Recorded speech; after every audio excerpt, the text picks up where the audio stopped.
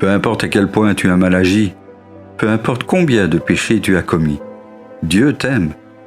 Dieu n'est pas seulement un Dieu de jugement, il est aussi un Dieu d'amour, mais il est aussi un Dieu de miséricorde et de pardon. Il veut te pardonner. Il tend sa main de miséricorde à chacun de vous. Êtes-vous prêt à ouvrir votre cœur et à le recevoir? Si vous êtes arrivé jusqu'ici, ne croyez pas que cela soit une coïncidence ou le hasard. Dieu vous a amené pour vous montrer le chemin. Il ne correspond pas à ce que vous espériez. Vous pensiez qu'il y aurait des trompettes, des fracas, des lumières et des anges tournoyant au-dessus de vous?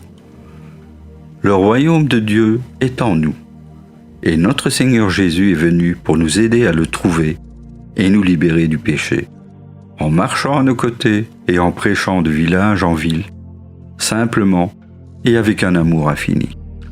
Il est venu accomplir la loi et les prophéties, annonçant sa venue et sa messianité. Il commanda à ses disciples, « Allez, faites de toutes les nations des disciples, les baptisant au nom du Père, du Fils et du Saint-Esprit, et enseignez-leur à observer tout ce que je vous ai prescrit. Et voici, je suis avec vous tous les jours, jusqu'à la fin du monde. » Matthieu chapitre 28, versets 18 à 19. Il revient bientôt, et je dirai à ceux qui s'impatientent, Dieu est lent à la colère et riche en bonté. Il pardonne l'iniquité et la rébellion, mais ne tient point le coupable pour innocent. Extrait de Nombre chapitre 14, verset 18. Notre Seigneur nous aime tellement qu'il souhaite que chacun d'entre nous soit sauvé, les meilleurs comme les pires. Nous sommes tous pécheurs, et nous seuls croyons en une hiérarchie du péché, nous comparant les uns les autres pour nous rassurer. Mais le salut par la repentance et notre renaissance en esprit dans la gloire de Jésus est à la portée de tous.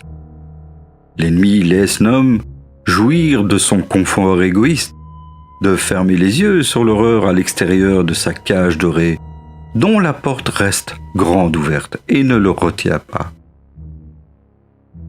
Le libre arbitre permet à chacun de choisir Dieu, de changer de royaume et de se libérer du péché sans que Satan ne puisse rien y faire.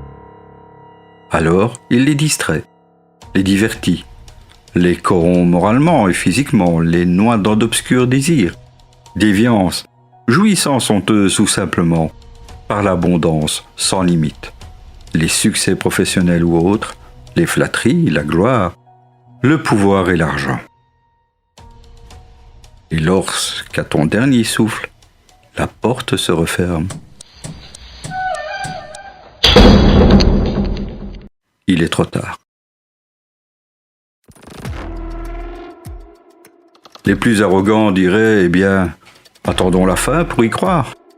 Profitons de tout sans limite et sans remords, on verra ça plus tard. Mais Dieu lit en leur cœur et connaît leurs mensonges.